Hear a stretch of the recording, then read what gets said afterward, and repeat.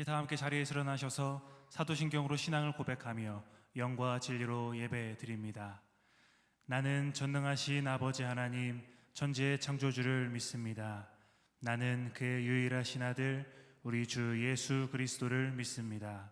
그는 성령으로 잉태되어 동정녀 마리아에게서 나시고 본디오 빌라도에게 고난을 받아 십자가에 못 박혀 죽으시고 장사된 지 사흘 만에 죽은 자 가운데서 다시 살아나셨으며 하늘에 오르시어 전능하신 아버지 하나님 우편에 앉아 계시다가 거기로부터 살아있는 자와 죽은 자를 심판하러 오십니다.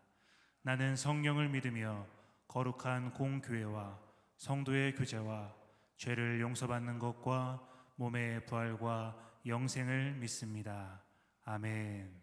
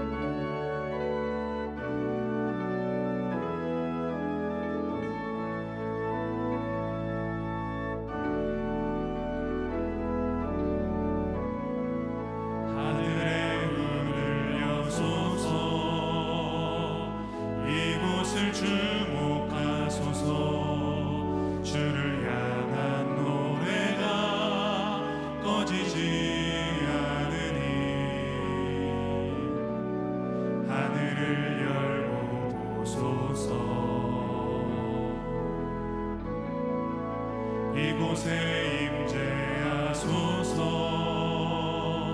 주님을 기다립니다. 기도의 향기가 하늘에 닿으니 주여 임재하여 주옵소서.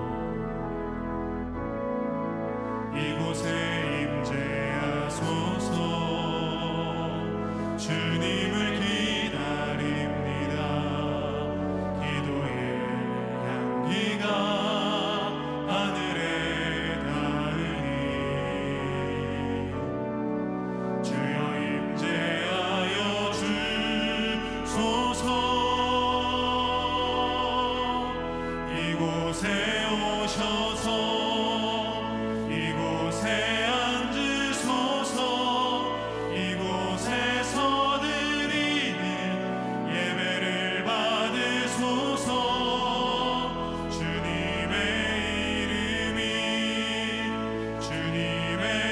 이름만이 오직 주의 이름만 이곳에 있습니다.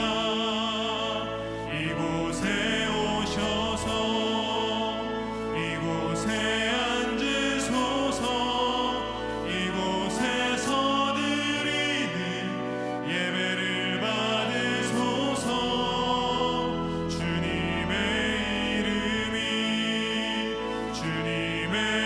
이름만이 오직 주의 이름만 이곳에 있음. 두 손을 들고 주님께 찬양합니다.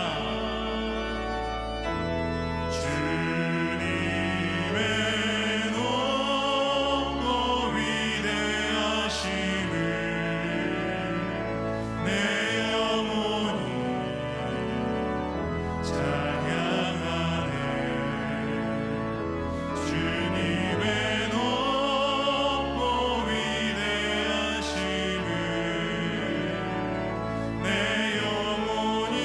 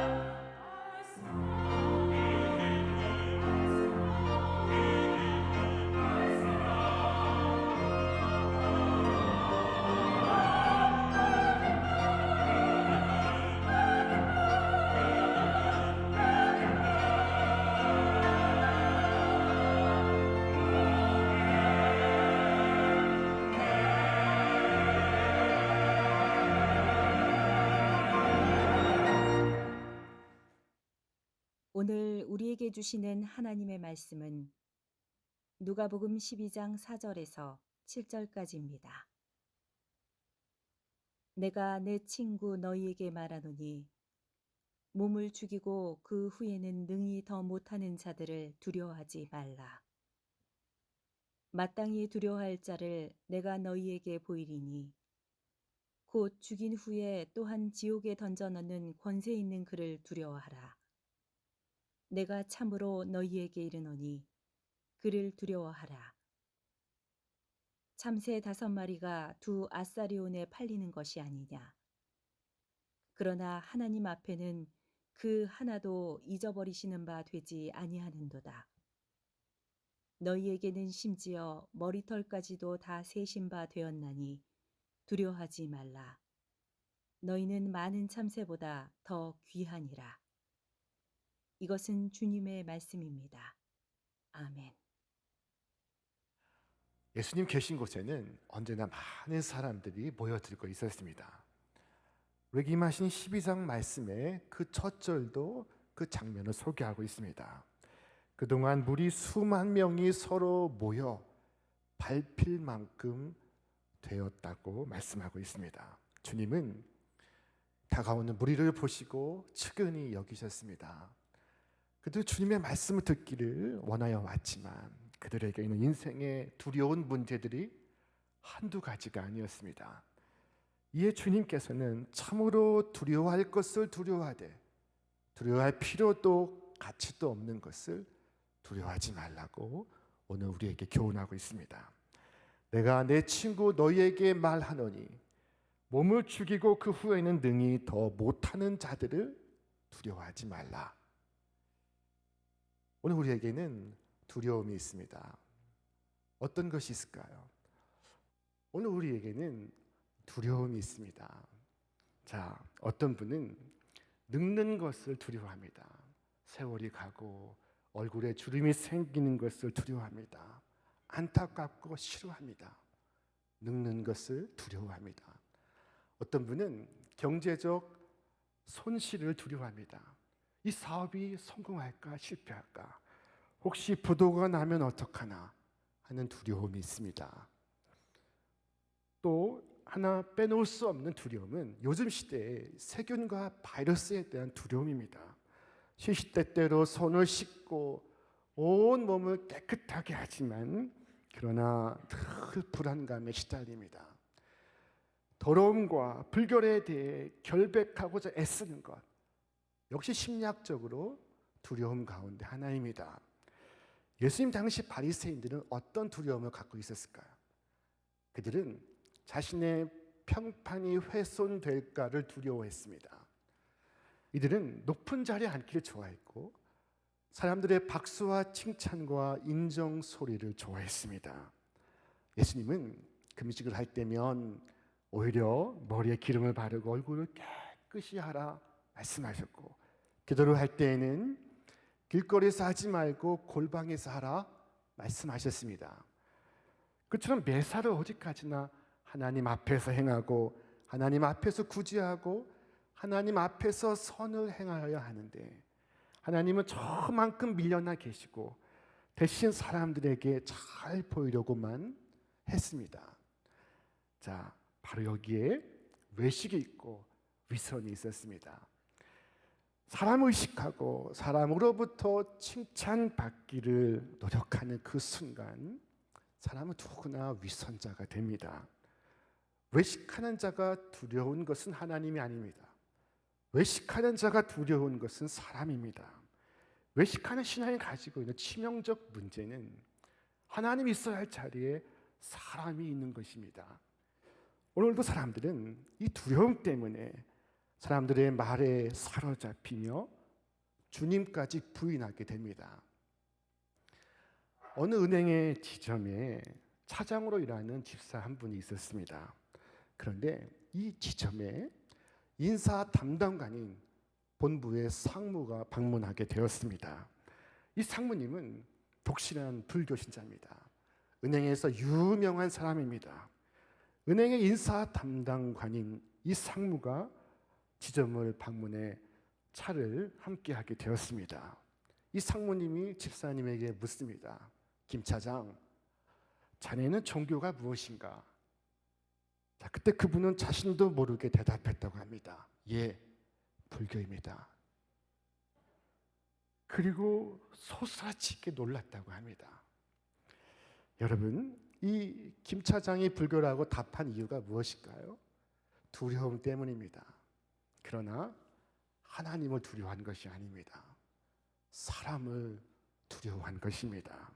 사람의 눈을 두려워하고 사람의 귀를 두려워하고 사람의 말을 두려워합니다. 그래서 직장 다니면서도 교인인 것을 숨기고 동료들이 모여서 교회를 안주 삼아 비방할 때에도 교회를 두둔하지 않습니다. 믿지 않는 동료에게 예수 믿으라고 전하지를 못합니다. 마치 독립군처럼 지하 군인처럼 예수를 믿습니다. 오늘 주님은 우리에게 말씀하십니다. 사람을 두려워하지 말고 하나님을 두려워하라. 사람을 두려워하는 것이 공포라면 하나님을 두려워하는 것이 경외입니다. 이것을 경건이라고도 말합니다. 정말로 두려워할 것을 두려워하는데 경건이 있습니다. 공포는 우리를 절망으로 끌어가고 경건은 우리를 사랑과 거룩과 진실함에 이르게 합니다. 하나님을 경외하라. 이것은 오늘 주님께서 이 순간만 말씀하신 것이 아닙니다. 성경 전체를 통해서 우리에게 교훈하시는 말씀입니다. 이스라엘아, 네 하나님 여호와께서 내게 요구하시는 것이 무엇이냐?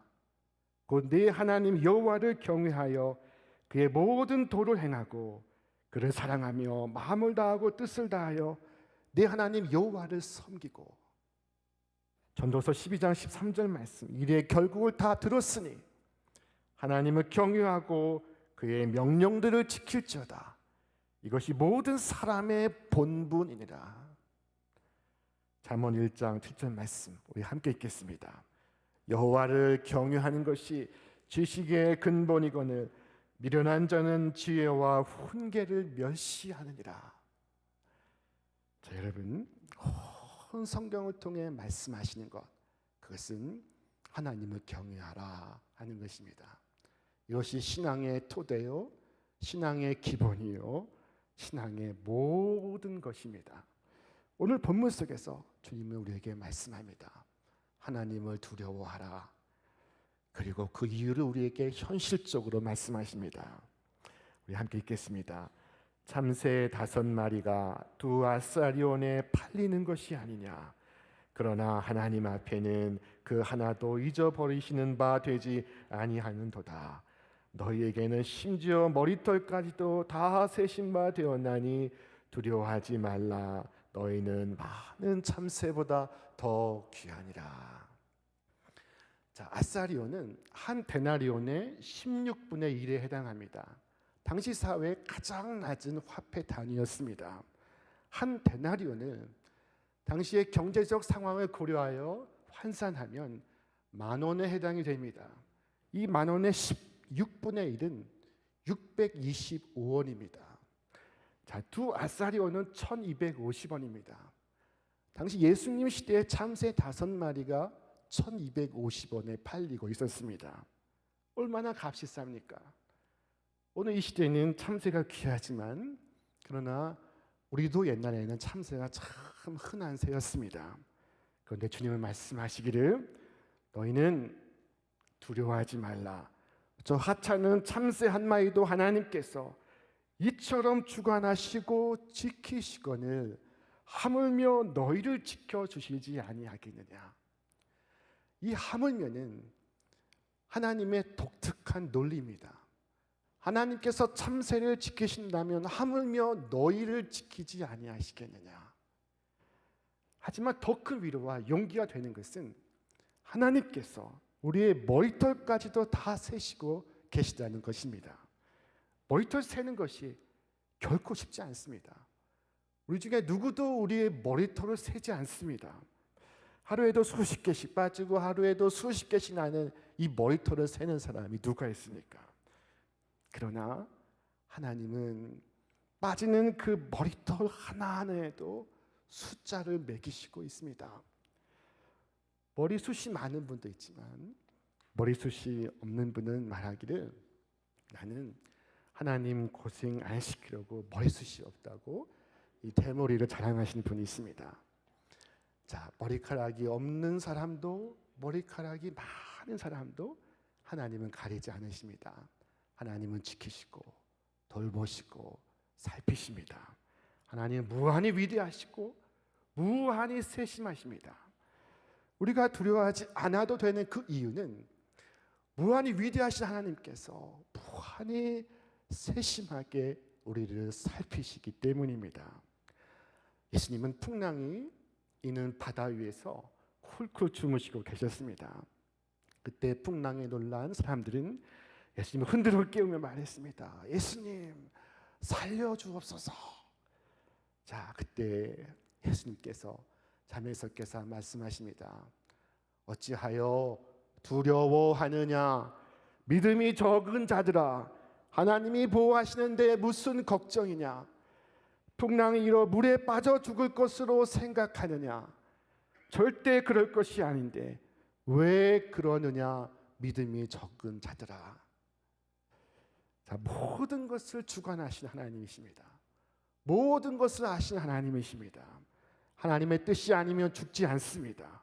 모든 것이 하나님의 뜻 안에서, 하나님의 사랑 안에서 이루어지게 될 것입니다. 그러므로 시편의 시인은 노래했습니다. 우리 같이 한번 읽어보겠습니다.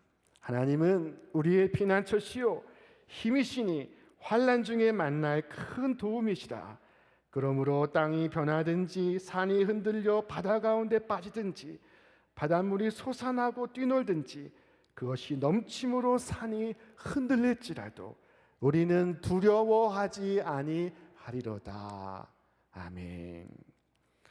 여러분, 하나님을 의지하고 세상의 풍랑을 두려워하지 않으시기를 바랍니다. 주님은 우리가 두려워하지 않아야 될 이유를 현실적으로 참새의 값을 계산하며 우리에게 말씀을 하셨습니다. 나아가 주님은 우리가 두려워하지 않아야 될 이유를 종말론적으로 말씀을 하십니다. 마땅히 두려워할 자를 내가 너희에게 보이리니 곧 죽인 후에 또한 지옥에 던져 넣는 권세 있는 그를 두려워하라. 내가 참으로 너희에게 이르노니 그를 두려워하라. 이 말씀은 우리에게 우리 인생을 종말론적으로 생각하라고 주시는 말씀입니다. 여러분, 정말 중요한 문제가 무엇입니까? 정말로 중요한 문제는 순간이 아니라 영원입니다. 영원한 심판입니다. 오늘 사람들의 큰 착각은 죽음은 불확실하고 삶은 확실하다고 여기는 것입니다.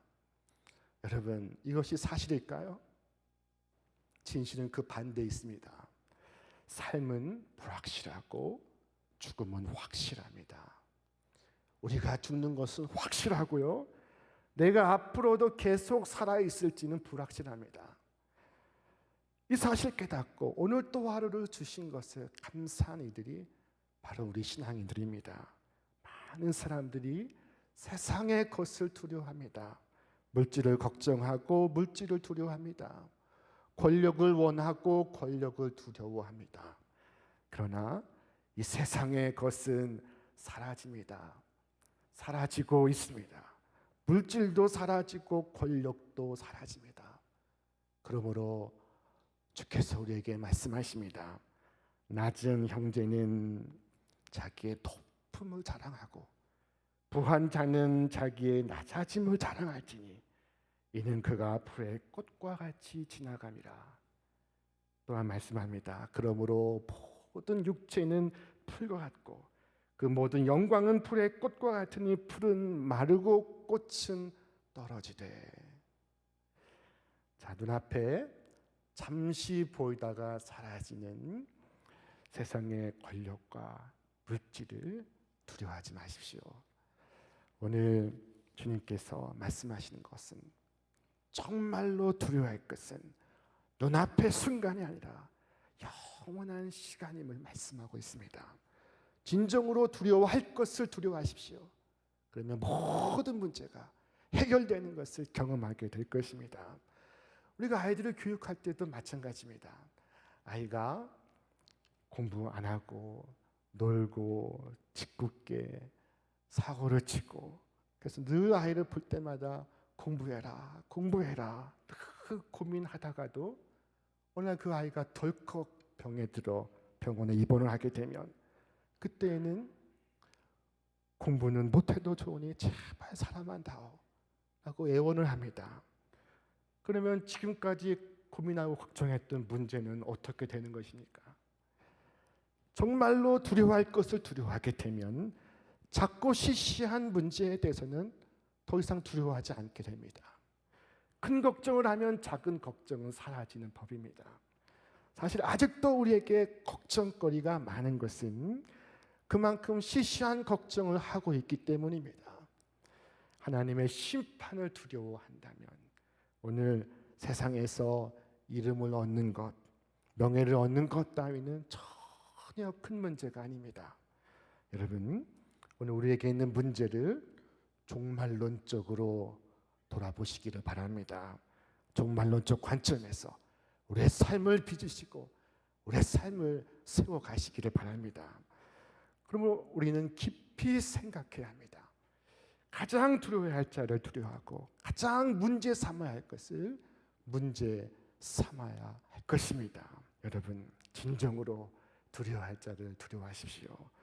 우리가 두려워하지 말아야 할 것을 두려워하는 그 이유는 마땅히 두려워해야 할 자를 두려워하지 않기 때문입니다. 하나님을 두려워하면 다른 모든 것을 두려워하지 않습니다. 그러나 다른 모든 것을 두려워하면 하나님을 두려워하지 않게 됩니다.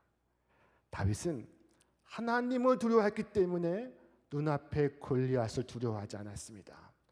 사망의 음침한 골짜기로 다닐지라도 해를 두려워하지 않았습니다. 주께서 함께 하시기 때문입니다. 그러나 오늘 사람들은 거꾸로 행합니다. 하나님을 두려워하지 않습니다. 그래서 5만 가지가 다 두렵습니다.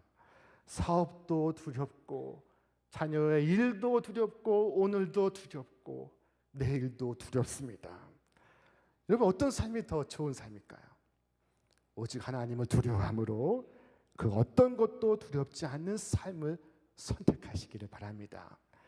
우리의 머리털까지 다 세시고 참새보다 더 귀하다고 말씀하신 하나님, 그 한 분을 두려워하시며 오늘의 이 순간도 미지의 내일도 두려워하지 않게 되는 하늘의 복이 여러분 가운데 함께 하시기를 바랍니다. 그러므로 주께서 원하시는 것, 그것은 날마다 주님을 시인하며 살아가는 것입니다. 주께서 말씀하십니다. 우리 같이 읽겠습니다. 내가 또한 너희에게 말하노니 누구든지 사람 앞에서 나를 시인하면 인자도 하나님의 사자들 앞에서 그를 시인할 것이요 사람 앞에서 나를 부인하는 자는 하나님의 사자들 앞에서 부인을 당하리라. 자, 시인하면 시인할 것이요 부인하면 부인하리라 말씀하십니다. 비록 핍박 속에서도 주님을 부인하는 사람이 되지 말아라. 너희가 나를 시인하면 내가 너희를 시인하고 너희가 나를 부인하면 내가 너희를 부인하리라. 여러분, 마지막 심판정에 심판자께서 보좌에 앉아 계십니다. 그 자리에서 나를 변호하실 분은 바로 예수 그리스도입니다. 예수 그리스도만이 유일한 구원자시오 변론자이시오 친구이십니다. 그런데 예수님께서 심판정에서 나를 모르겠다고 부인하시면 나는 어떻게 되는 것입니까? 오늘 이 코로나 시대에 교인으로 사는 것이 참 어렵다고들 말합니다. 직장에서 예수 믿는 사람이라고 밝히면 눈치를 주고 교회를 나갔다고 하면 핍박을 한다고 합니다. 내가 예수 믿는 사람이라고 말 안 하고 신앙인이라고 얘기 안 하고 교회를 나간다고 밝히지 않으면 삶이 편합니다. 식당에서 기도할 때도 우리에게는 보이지 않는 용기가 필요합니다. 여러분, 하나님께서 가장 궁금하신 기도가 식당에서의 우리의 기도라고 말씀합니다. 뭐라고? 라고 들으시려고 하는데 기도가 벌써 끝났습니다. 여러분, 여의도 순복음교회를 개척하신 조영기 목사님은 거울을 보시며 항상 자신에게 말씀했다고 합니다. 용기야, 용기를 가져라. 자, 여러분, 하나님이 아닌 다른 아무것도 두려워하지 않는 것, 이것이 바로 신앙인의 용기입니다. 이 용기는 어디서 오는 것일까요? 나의 노력에서 오는 것이 아닙니다. 성령께서 주시는 것입니다. 언제나 나는 예수 믿는 사람입니다. 나는 신촌 성결교회 집사입니다. 라고 밝힐 수 있는 용기. 이 용기는 성령과 함께할 때 우리에게 주어지는 것을 믿으시길 바랍니다. 우리 말씀 함께 읽겠습니다. 사람이 너희를 회당이나 위정자나 권세 있는 자 앞에 끌고 가거든 어떻게 무엇으로 대답하며 무엇으로 말할까 염려하지 말라. 마땅히 할 말을 성령이 곧 그때 너희에게 가르치시리라 하시니라. 여러분, 내 힘으로 못합니다. 성령께서 함께 하시면 능히 할 수가 있습니다.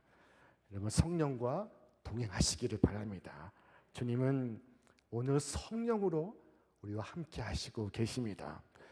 불편하기 때문에 편하고 싶어서 주님을 부인하고자 할 때 나를 시인하라, 나를 인정하라 말씀하시는 주님의 음성에 귀 기울이시기를 바랍니다.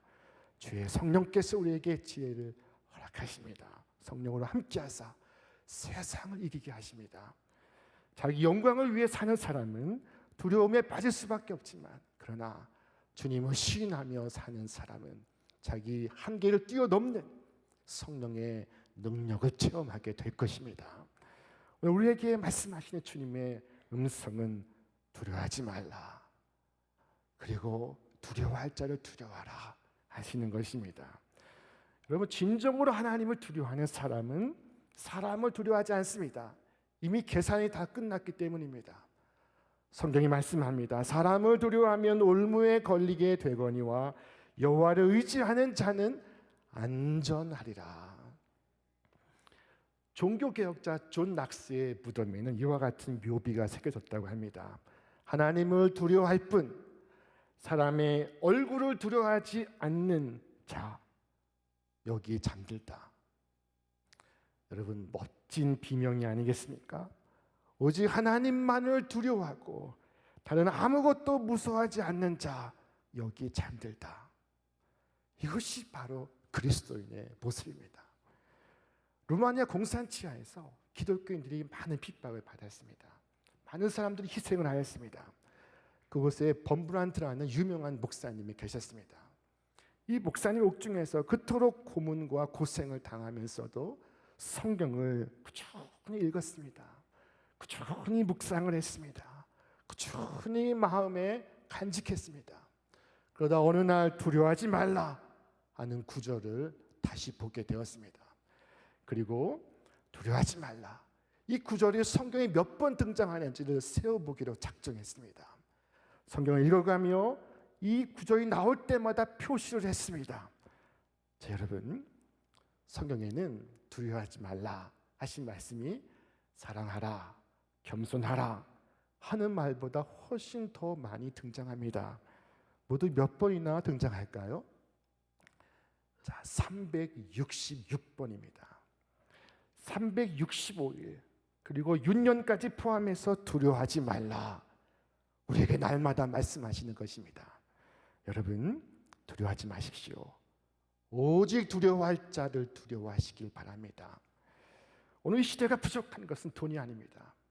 하나님을 두려워하지 않는 것입니다.